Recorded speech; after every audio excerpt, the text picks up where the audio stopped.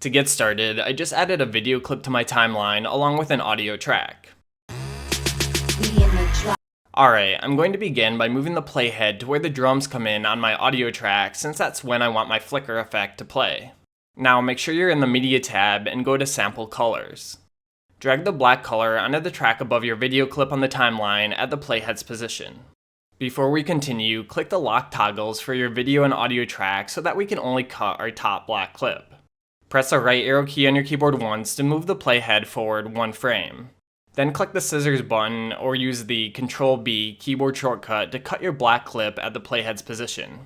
Continue moving the time marker forward 1 frame and making a cut at each position until you're satisfied with the duration for your flicker. I'm going to keep making cuts until the drums stop playing since I want my flicker to only last that long. Once you're done making cuts, delete the end of your black clip, which you'll no longer need. Now to make the next step easier, I recommend moving the playhead to the middle of your cutout black clips and clicking the plus button over here to zoom into that part of your timeline. Then select every other black frame and hit the delete key on your keyboard to get rid of them. Alright, now when I play this back, I have a nice looking flicker effect. Now while this looks good, for a fancier edit, you could overlay another video or image instead of the black color.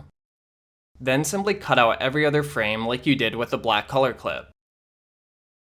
I'll zoom into my cutout clips like before, and then delete every other frame. Now I have a video clip that flickers on another video clip.